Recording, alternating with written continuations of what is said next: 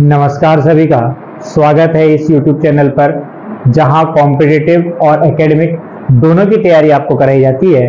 और आज हम इसी सेशन को आगे बढ़ाने जा रहे हैं क्योंकि आगामी टाइम पर जो है बहुत सारी उत्तराखंड की परीक्षाएं हमारी आने वाली हैं, तो उस सीरीज को थोड़ा बढ़ाना जरूरी है।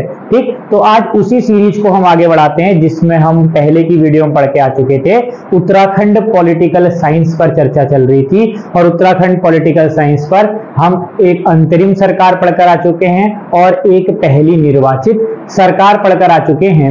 आज दूसरी निर्वाचित सरकार पढ़ना है, तो आज का नया टॉपिक है पॉलिटिकल साइंस का उत्तराखंड की, जिसमें दूसरी निर्वाचित सरकार है ना। आज जो है दूसरी निर्वाचित सरकार पर चर्चा होगी क्योंकि पहली निर्वाचित सरकार पर हमने चर्चा कर ली थी। पहली निर्वाचित सरकार नित्यानंद स्वामी के नेतृत्व में, नारायण दत्त तिवारी जी के नेतृत्व में बनी थी और ये कांग्रेस की एक सरकार थी। इसके कार्य भी हमने देख लिए थे। आगे बढ़ते हैं, तो दूसरी निर्वाचित सरकार जो है इसका कार्यकाल क्या है, तो दूसरी निर्वाचित सरकार का कार्यकाल 2007 से 2012। ठीक, दूसरी निर्वाचित सरकार का कार्यकाल 2007 से 2012 है, यानी कि आपने पहली निर्वाचित सरकार 2002 से 2007 तक पड़ी थी। अब दूसरी निर्वाचित सरकार 2007 से 2012 तक की है। और पहली ही निर्वाचित सरकार ऐसी थी जिसमें मुख्यमंत्री ने अपने 5 साल का कार्यकाल समाप्त किया था, एक ही मुख्यमंत्री ने। अब कांग्रेस की राजनीति में, कांग्रेस कह रहा हूं उत्तराखंड की राजनीति में ऐसा नहीं होगा। अब जो है मुख्यमंत्री भी 5 साल के दरमियान में बहुत सारे बदले जाएंगे। इसीलिए कहानी को शुरू करते हैं। दूसरी निर्वाचित सरकार जिसका कार्यकाल है 2007 से 2012, तो कहानी की शुरुआत फिर से वहीं से हो जाएगी कि इस सरकार में प्रोटेम स्पीकर कौन थे, क्योंकि हमने कहा था कि यहीं से क्वेश्चन उठाता है कि प्रोटेम स्पीकर कौन थे। प्रोटेम स्पीकर फिर से समझ लेना, प्रोटेम स्पीकर वो होता है जो एक अस्थायी विधानसभा का अध्यक्ष होता है, क्योंकि मीटिंग नहीं होती है तो उससे पहले प्रोटेम स्पीकर को रखा जाता है। ठीक, तो उत्तराखंड में दूसरी निर्वाचित सरकार के जो प्रोटेम स्पीकर थे वो थे आपके हरवंश कपूर। मैंने कहा था इनका नाम पढ़ लेना, ये मोस्ट इंपॉर्टेंट नाम है।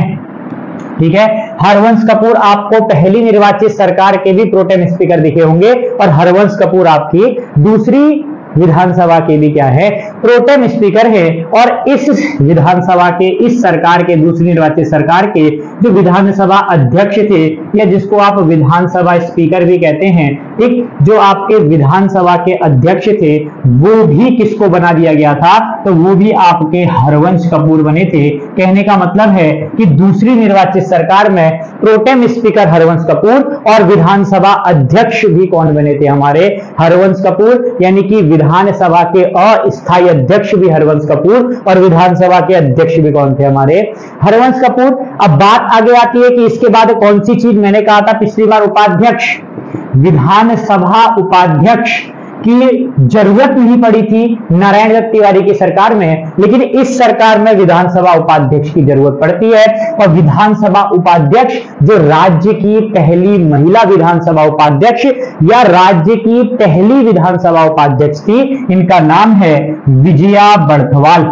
इंपॉर्टेंट नाम है विजया बर्थवाल। वो उत्तराखंड की राजनीति में वो महिलाएं हैं जो उत्तराखंड में दूसरी निर्वाचित सरकार में पहली उपाध्यक्ष पद को उन्होंने संभाला था, विजया बर्थवाल ने। ये राज्य की पहली महिला विधानसभा उपाध्यक्ष और राज्य की पहली विधानसभा अध्यक्ष, ये भी कौन बनी, हमारी विजया बर्थवाल। और इससे पहले उपाध्यक्ष का पद कभी भी उत्तराखंड की राजनीति में नहीं था। विधानसभा उपाध्यक्ष ना अंतरिम सरकार में बनाए गए थे, ना प्रथम निर्वाचित सरकार में बनाए गए थे। ठीक, तो विधानसभा उपाध्यक्ष दूसरी निर्वाचित सरकार में बनाया गया जो विजया बर्थवाल थी, यानी प्रोटेम स्पीकर हरवंश कपूर, विधानसभा अध्यक्ष हरवंश कपूर और उपाध्यक्ष कौन थी, विजया बर्थवाल।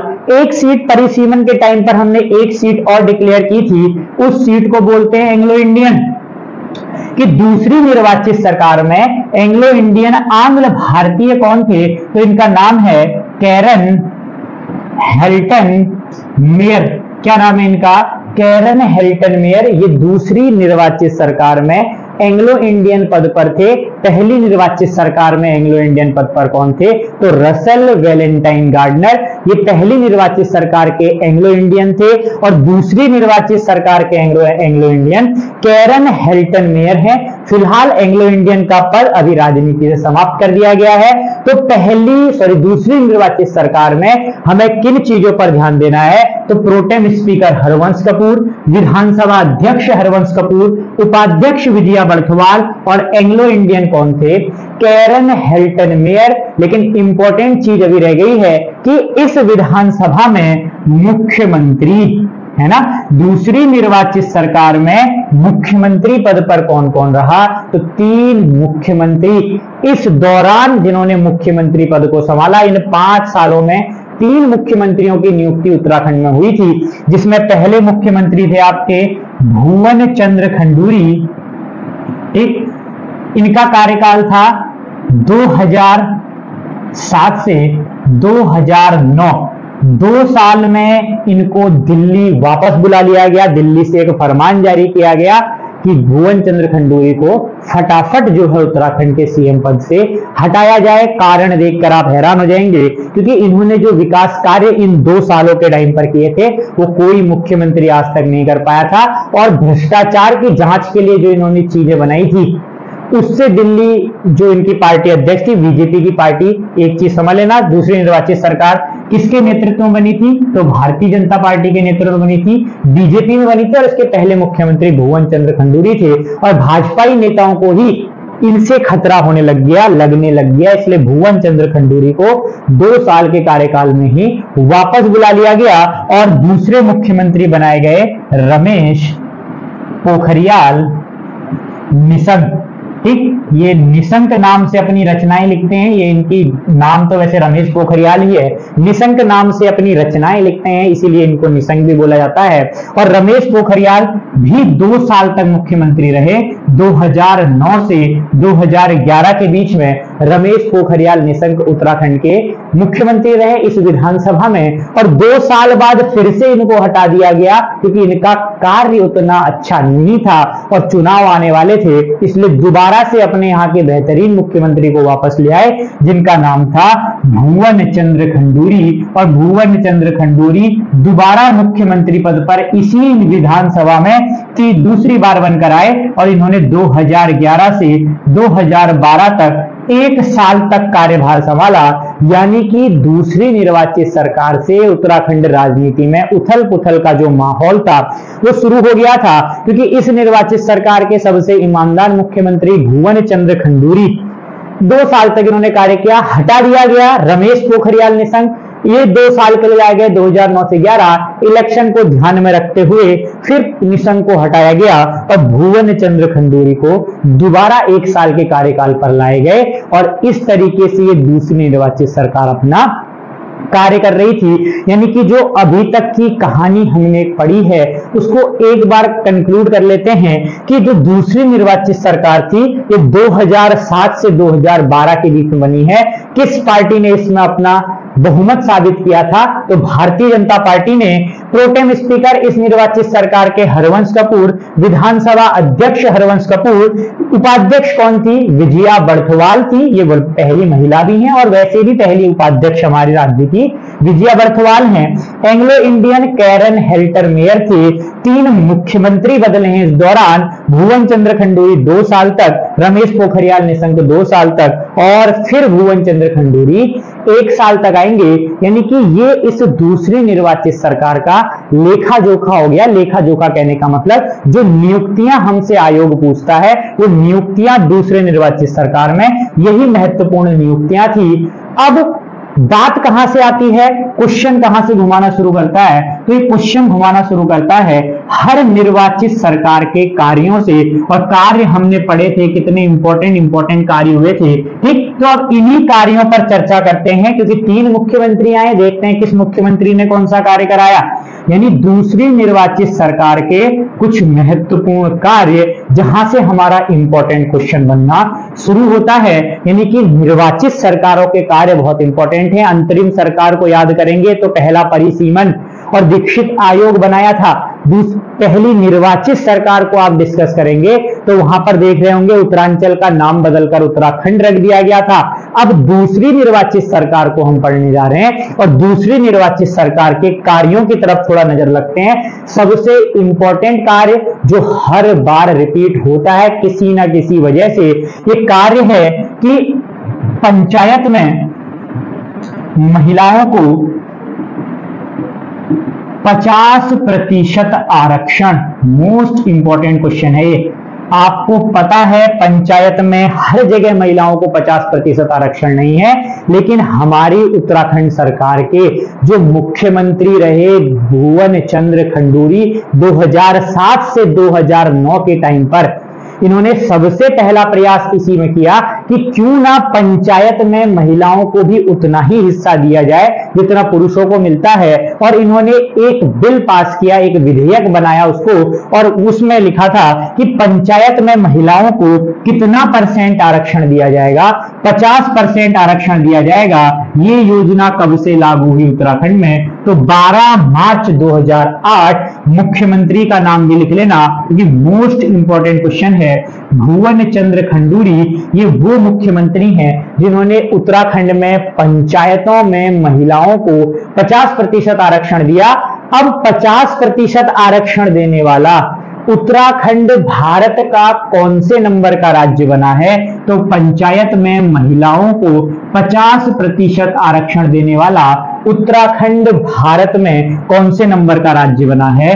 दूसरे नंबर का राज्य बना है भारत में। यानी फिर से क्वेश्चन आएगा कि भारत में पहला राज्य कौन सा है जिसने अपने यहां पर महिलाओं को 50% आरक्षण दिया था? तो वो पहला राज्य हमारा है, उस राज्य का नाम है बिहार। ठीक, तो बिहार भारत का पहला राज्य है जिसने पंचायत में महिलाओं को कितना % आरक्षण देने की बात की? 50%। और दूसरा राज्य बना उत्तराखंड। कब बना? तो 12 मार्च 2008 में। भुवन चंद्र खंडूरी की जो गवर्नमेंट थी, जो सरकार थी, इन्होंने ये फैसला लिया था। यानी कि कहने का मतलब है पहला राज्य बिहार और दूसरा राज्य उत्तराखंड। किस चीज में अग्रणी? तो पंचायत में महिलाओं के लिए 50% रिजर्वेशन, है ना, ये रखा गया। और कब से ये हमारे यहां लागू हुआ? तो 12 मार्च 2008, क्योंकि 2007 से 2009 तक ही इनका शासनकाल है। ठीक, यानी कि इस निर्वाचित सरकार का पहला कार्य तो हमने देखा कि इस निर्वाचित सरकार में पहला एक बहुत महत्वपूर्ण कार्य हुआ। वो कार्य क्या था कि पंचायत में महिलाओं को कितना आरक्षण दे दिया? 50%। और ऐसा करने वाला कौन से नंबर का राज्य बन गया? दूसरे नंबर का राज्य बन गया। अब देखते हैं इसका कार्य नंबर 2 कि कार्य नंबर, क्योंकि इस निर्वाचित सरकार में बहुत इंपॉर्टेंट कार्य हुए हैं और बहुत अच्छे क्वेश्चन इस निर्वाचित सरकार से बनते हैं, इसलिए इसके कार्यों को बिल्कुल नहीं छोड़ना है। भले ही इसकी नियुक्तियां कभी ना पूछी जाएं, लेकिन इसके कार्य 100% पूछे जाते हैं। और पहला कार्य मोस्ट इंपॉर्टेंट था कि पंचायत में महिलाओं को कितना % आरक्षण दिया गया? तो 50% आरक्षण दिया गया। कार्य नंबर 2, और ये भी किसकी वजह से पॉसिबल हो पाया? तो ये भी ईमानदार मुख्यमंत्री भुवन चंद्र खंडूरी की मदद से अप्लाई हो पाया, लागू हो पाया। अब ये क्या चीज थी तो इसको समझना, ये था लोकपाल विधेयक। बहुत ध्यान समझना, लोकपाल विधेयक। इसके लिए आपने सुना होगा अनशन हुआ था 2014 में। एक पार्टी उभर कर आई थी, आम आदमी पार्टी, अन्ना हजारे के नेतृत्व में। ठीक, तो उस पार्टी को इस साल राष्ट्रीय पार्टी का भी दर्जा मिल चुका है। और ये लोकपाल विधेयक क्या होता है और ये लोकायुक्त क्या होता है? अब इसमें से क्वेश्चन क्या बनते हैं ये समझना, क्योंकि ये जो कार्य नंबर 2 है ना, ये मोस्ट इंपॉर्टेंट कार्यों में काउंट होता है। ठीक, तो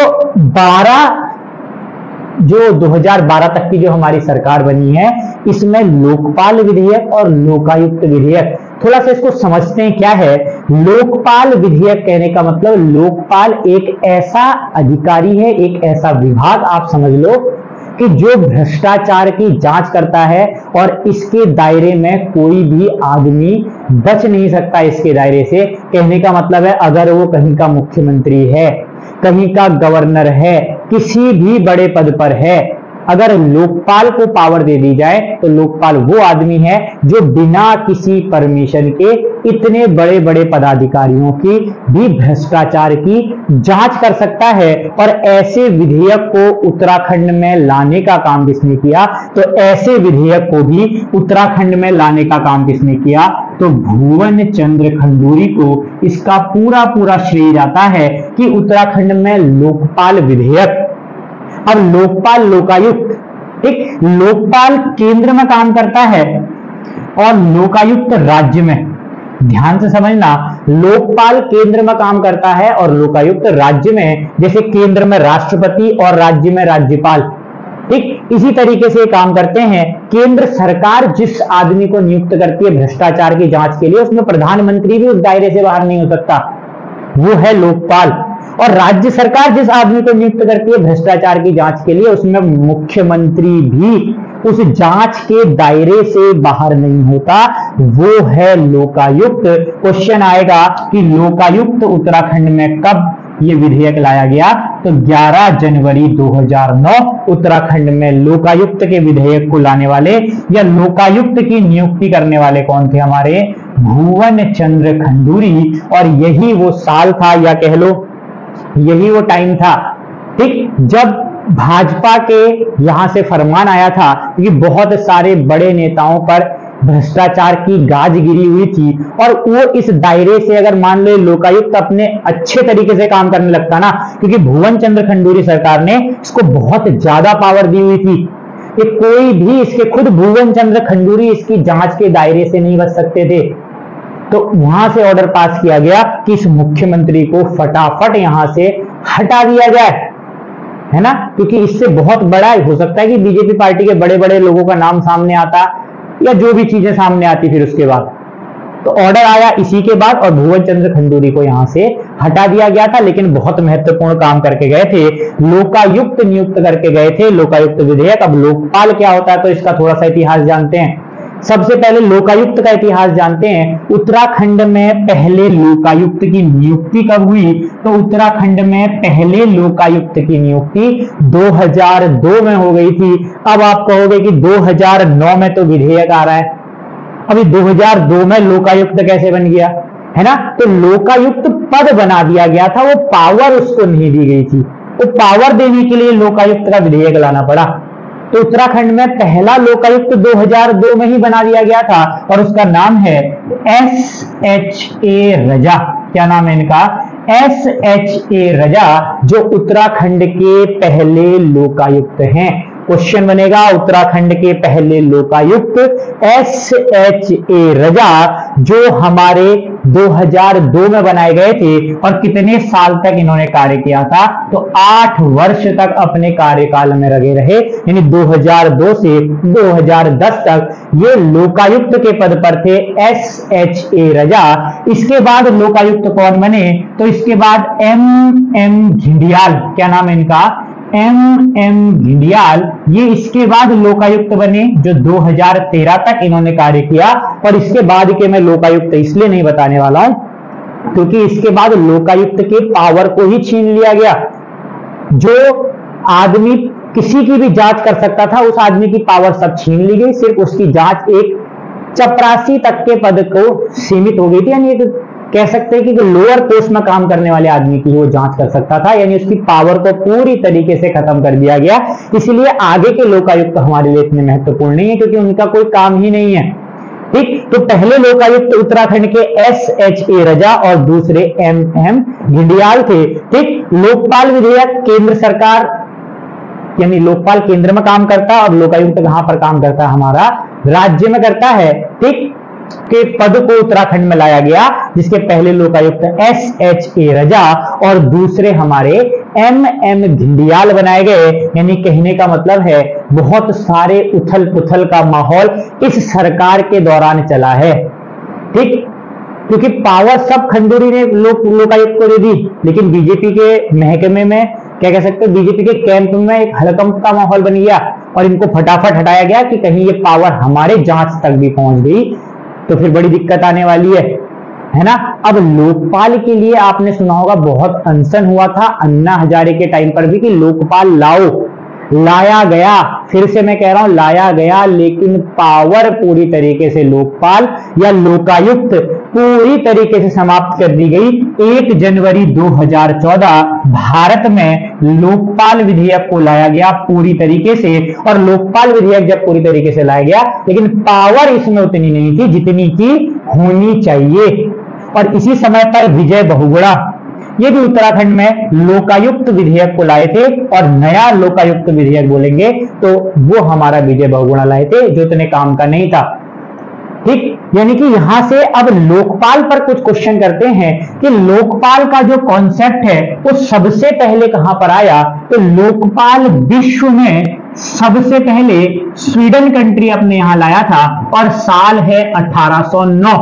1809 का वो साल है जब स्वीडन में पहली बार कौन से पद की शुरुआत हुई थी, लोकपाल की। क्वेश्चन आता है भारत की संसद में या भारत में लोकसभा में लोकपाल विधेयक सबसे पहले कब लाया गया, तो 1968 1968 वह साल है जब भारत में कौन से विधेयक को लाया गया, लोकपाल विधेयक को। और सबसे पहले विश्व में कहां लाया गया, स्वीडन में लाया गया। लेकिन यहां पर चर्चा करते समय लोकसभा जो है भंग कर गई थी, और इसकी वजह से लोकपाल विधेयक पूरी तरीके से पास नहीं हुआ था, जो 1 जनवरी 2014 को हुआ।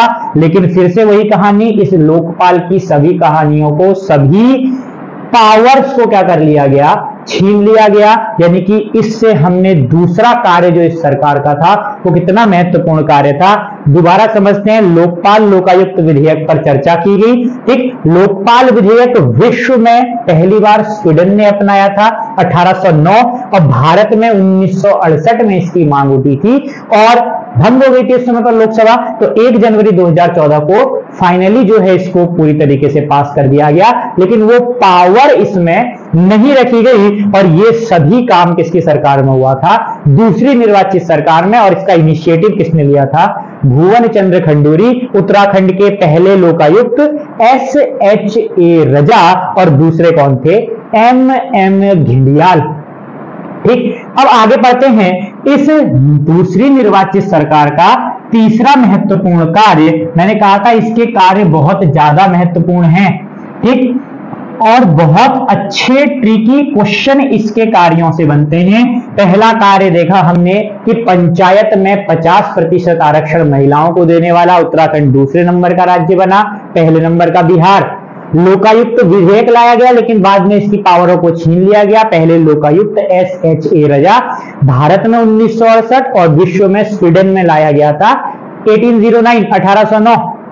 ठीक, अब आगे की कहानियों पर चर्चा करते हैं। तो अब कार्य नंबर 3 इस दूसरी निर्वाचित सरकार का मोस्ट इंपॉर्टेंट कार्य, जहां से आप डायरेक्ट क्वेश्चन उठाते हो, क्योंकि आपने पहले पढ़ा था ना हमने अंतरिम सरकार में कि परिसीमन किया गया।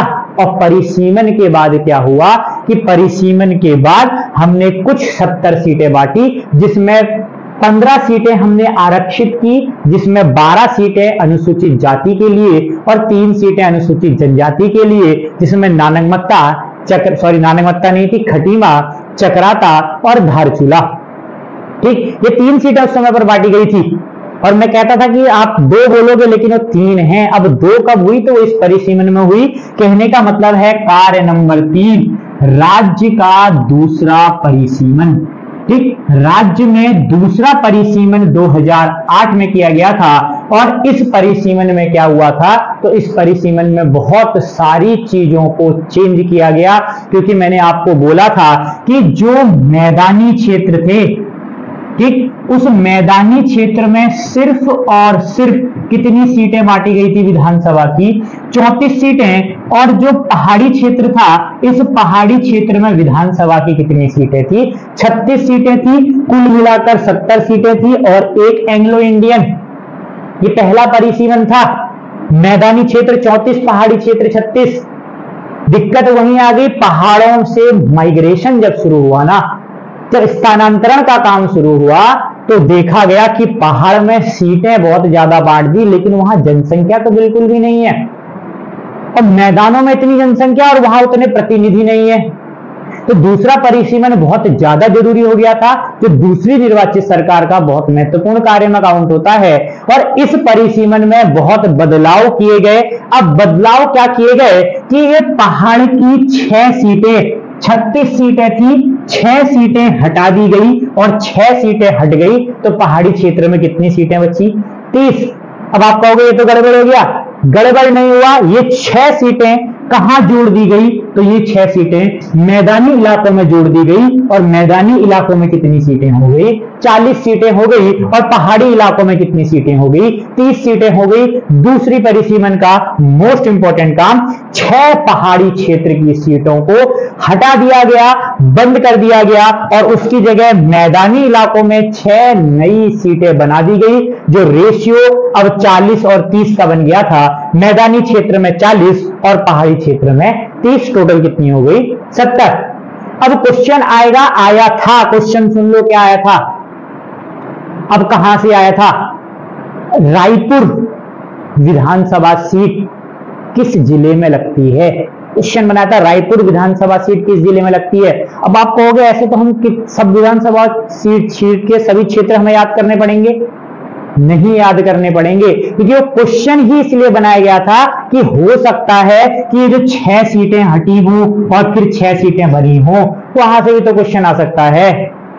जो 6 सीटें हटाई गई वो पूछ सकता है कौन सी हटाई, और जो 6 सीटें जोड़ी पूछ सकता है कौन सी जोड़ी।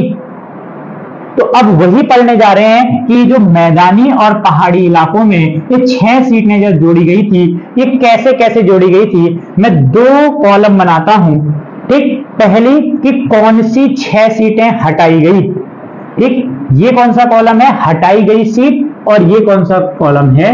जोड़ी गई सीट, ठीक। हटाई गई सीट और जोड़ी गई सीट पर थोड़ा सा चर्चा करते हैं। 6 सीटों पर हमें डिस्कस करना है, ठीक। बाद में आप स्क्रीनशॉट ले लेना। तो पहले हटाई गई सीट और उसके बाद जोड़ी गई सीटों पर डिस्कस करेंगे। तो पहली सीट जो हटाई गई थी वो सीट थी थलीसैंण, ठीक। एक सीट जो हमारे दूसरे परिसीमन में हटाई गई उस सीट का नाम है थलीसैंण। दूसरी सीट आपकी धूमाकोट सीट, इसको भी विधानसभा सीट की कैटेगरी से हटा दिया गया था। और ये दोनों सीटें कौन से जिले की हैं? तो पौड़ी जिले में स्थित हैं दोनों स्थान, थलीसैंण धूमाकोट। और थलीसैंण धूमाकोट दूसरे परिसीमन में विधानसभा सीटों से हटा दिए गए थे। अब यही तो क्वेश्चन बनता है। अब आ जाएगा कि थलीसैंण कहां स्थित है। अब ये कहीं हवा से क्वेश्चन नहीं बना है, ठीक है। यानी थलीसैंण से रिलेटेड कुछ ना कुछ इतिहास रहा है उत्तराखंड में, इसीलिए उसने क्वेश्चन बनाया है, ठीक। तो थलीसैंण धूमाकोट पौड़ी गढ़वाल की सीटें थी जो हटा दी गई थी, ठीक। इसके बाद कांडा जो सीट थी ये आपकी बागेश्वर की सीट थी जो उस समय पर हटा दी गई। Seat number 3। Seat number 4 Pindar, और पिंडर कहां की सीट थी? तो पिंडर चमोली की सीट थी। अब चमोली लिखते ही सीधे आप बोलने लोगों की गलत पढ़ा रहे हो। अरे बिल्कुल सही है, पिंडर ग्लेशियर बागेश्वर में है, ध्यान समझना। पिंडर ग्लेशियर बागेश्वर में है और उसी ग्लेशियर से पिंडारी नदी का उद्गम भी होता है, ठीक। लेकिन पिंडर क्षेत्र चमोली में पड़ता है, ध्यान समझ लेना। पिंडर ग्लेशियर बागेश्वर में है लेकिन पिंडर क्षेत्र चमोली में है। और उस पिंडर क्षेत्र की उस सीट को क्या कर दिया गया था? हटा दिया गया था। सीट नंबर 4 पर चलते हैं, जो आपकी हटाई गई थी भिकियासैंण, ठीक है। सीट नंबर 4 जो हटाई गई थी आपकी भिकियासैंण, ये कौन सी क्षेत्र में पड़ती है? तो ये अल्मोड़ा क्षेत्र में है हमारी भिकियासैंण सीट। कहने का मतलब है कि जो दूसरा परिसीमन हुआ उसमें पहाड़ों की बहुत सारी सीटों को क्या कर दिया गया? हटा दिया गया। और 6 सीटें हटाई गई थी, कितनी हो गई हमारी? 5 सीटें हो गई। एक सीट और समझ लेते हैं, इस सीट का नाम है कनाली छीना। सुना हुआ कनाली छीना सोर घाटी में है। सोर घाटी कहने का मतलब पिथौरागढ़, यानी कि थलीसैंण धूमाकोट पौड़ी गढ़वाल, कांडा बागेश्वर, पिंडर चमोली, भिकियासैंण अल्मोड़ा और कनाली छीना पिथौरागढ़, ये 6 पर्वतीय सीटों को हमारे दूसरे परिसीमन में हटा दिया गया। अब इन 6 की जगह कौन सी नई 6 सीटें जोड़ी गई, अब उन पर चर्चा करते हैं। एक बार दोबारा इसको रिवीजन में ले लेते हैं। थलीसैंण, धूमाकोट, पौड़ी गढ़वाल की सीट हटाई गई। कांडा, बागेश्वर, पिंडर, चमोली, भिक्यासैण, अल्मोड़ा और कनाली छीना, पिथौरागढ़ की इन सीटों को क्या कर दिया गया, हटा दिया गया और नई सीटें उसमें जोड़ी गई। अब नई सीटें कौन कौन सी जोड़ी गई, तो एक आपका हरिद्वार ग्रामीण, ठीक है, ग्रामीण वर्ड जरूर लगाना है क्योंकि एक अलग विधानसभा क्षेत्र है। हरिद्वार ग्रामीण और BHEL, Bharat heavy electrical limited, दोबारा सुन लेना, भारत हैवी इलेक्ट्रिकल लिमिटेड। अब आप कहोगे ये क्या है, ये भी एक विधानसभा क्षेत्र है, इंडस्ट्रियल एरिया में काउंट होता है, भारत हैवी इलेक्ट्रिकल लिमिटेड। तो हरिद्वार ग्रामीण और BHEL ये कौन से जिले की सीट है, तो हरिद्वार जिले की सीट है और इन दोनों सीटों को जोड़ा गया दूसरे परिसीमन में। थलीसैंण, धूमाकोट, पौड़ी गढ़वाल हटा दिया गया, हरिद्वार ग्रामीण और BHEL हरिद्वार जोड़ा गया। सीट नंबर 3 जो जोड़ी गई थी वो सीट थी, ये क्वेश्चन बना हुआ है, रायपुर। रायपुर सीट कहां पर है, तो रायपुर सीट देहरादून में जोड़ी गई, क्वेश्चन आ चुका है। रायपुर क्षेत्र कौन से जिले में पड़ता है, तो देहरादून में। हवा से क्वेश्चन नहीं बना है, हवा से नहीं गिरा है, कहीं ना कहीं इतिहास रहा है रायपुर का, तो वहीं से क्वेश्चन उसने उठाया है। ठीक, अब सीट नंबर 4 आपने सुनी होगी, लाल कुआं, है ना। लाल कुआं की जो सीट है ये कौन से जिले की है, तो नैनीताल जिले की ये सीट है, जिसको दूसरे परिसीमन में जगह मिल गई थी। और 5वीं और 6ठी नंबर की सीट, 5वीं किच्छा और 6ठी नानकमत्ता, ये कब जोड़ी गई, तो ये मतलब कौन से जिले में आती हैं, तो ये दोनों उधम सिंह नगर में आती हैं, किच्छा और नानकमत्ता। अब बहुत से लोगों का डाउट क्लियर हुआ होगा कि पहले परिसीमन में नानकमत्ता क्यों अनुसूचित जनजाति के लिए संरक्षित नहीं था, क्योंकि पहले जो नानकमत्ता का इलाका था वो खटीमा क्षेत्र में ही रख दिया गया था और खटीमा सीट को उस समय पर आरक्षित कर दिया गया। लेकिन थोड़ी सी गड़बड़ पाई गई, पहाड़ी मैदानी का वो कॉन्सेप्ट चला था, इसलिए इन सभी चीजों को दोबारा बनाया गया और इस बार जगह मिल गई हरिद्वार ग्रामीण, BHEL, रायपुर, लाल कुआं, किच्छा और नानकमत्ता, यानी कि 6 सीटें जोड़ दी गई। और उत्तराखंड में कितनी सीटें हो गई दोबारा, 70 विधानसभा सीटें हो गई। परिसीमन पर नजर रखना, क्वेश्चन यहीं से बनेगा, जिसमें से 15 सीटें आपकी 55 सीटें आपकी जनरल के लिए रिजर्व हो गई, सामान्य वर्ग के लिए, और 15 सीटें जो है आपकी आरक्षित कर दी गई, रिजर्व कर दी गई। अब इस 15 में भी ठीक 13 सीटें SC के लिए और 2 सीटें ST के लिए रिजर्व कर दी गई। अब ये 2 सीटें कौन सी थी, तो एक थी चकराता, ये देहरादून में है, और दूसरी है नानकमत्ता, ये उधम सिंह नगर में है। अब यही सीधे आप पढ़ते हो, पहला परिसीमन और दूसरा परिसीमन, सिर्फ ये याद रखते हो 70, 55, 15, 13, 2। ठीक, तो पहले परिसीमन में यहां 12 थी SC के पास, ST के पास 3 थी। चकराता था उस टाइम, खटीमा था, धारचूला था। यानी दूसरे परिसीमन में हमने अनुसूचित जनजाति शेड्यूल्ड ट्राइब्स से 2 सीटें हटा दी, खटीमा और धारचूला, और एक नई सीट बना दी नानकमत्ता, क्योंकि धारचूला की इतनी जरूरत नहीं पड़ी ना, मैदानी इलाकों से सीटें कम करनी थी। यानी कि दूसरी निर्वाचित सरकार का तीसरा और आखिरी महत्वपूर्ण कार्य क्या था कि दूसरा परिसीमन कराया गया था 2008 में, जिसमें पहाड़ी क्षेत्र में 6 सीट हटाई गई और शहरों में 6 सीट मैदानी इलाकों में जोड़ी गई। हटाई गई सीट थलीसैंण, धूमाकोट, पिंडर, कांडा, भिक्यासैण, कनाली छीना। जोड़ी गई सीट हरिद्वार ग्रामीण, BHEL, रायपुर, लाल कुआं, किच्छा और नानकमत्ता। तो यानी हमने इस निर्वाचित सरकार के 3 महत्वपूर्ण कार्यों पर चर्चा की। सबसे पहला कार्य था उसमें कौन सा, कि जो पंचायत में 50% आरक्षण महिलाओं को दिया गया था, ये दूसरा राज्य बना हमारा उत्तराखंड। दूसरा, लोकायुक्त के लिए विधेयक लाया गया था। और तीसरा, दूसरा परिसीमन हमारे यहां किया गया था 2008 में, फरवरी 2008 में परिसीमन हुआ था। 6 सीटें मैदानों क्षेत्रों में जोड़ी गई और 6 सीटें पहाड़ी क्षेत्रों से हटाई गई। 3 जो ST के लिए रिजर्व सीट थी उनको 2 कर दिया गया, चकराता और नानकमत्ता चक्राता देहरादून में और नानकमत्ता हमारा उधम सिंह नगर जिले में पड़ता है। और दूसरी निर्वाचित सरकार की सभी महत्वपूर्ण बातों पर हमने आज की चर्चा कर ली है। फिलहाल अगली वीडियो में अगली सरकार की बात करेंगे, ऐसी धीरे धीरे उत्तराखंड पॉलिटिकल साइंस को आगे बढ़ाएंगे। ठीक, तो फिलहाल आज की वीडियो में इतना ही। धन्यवाद।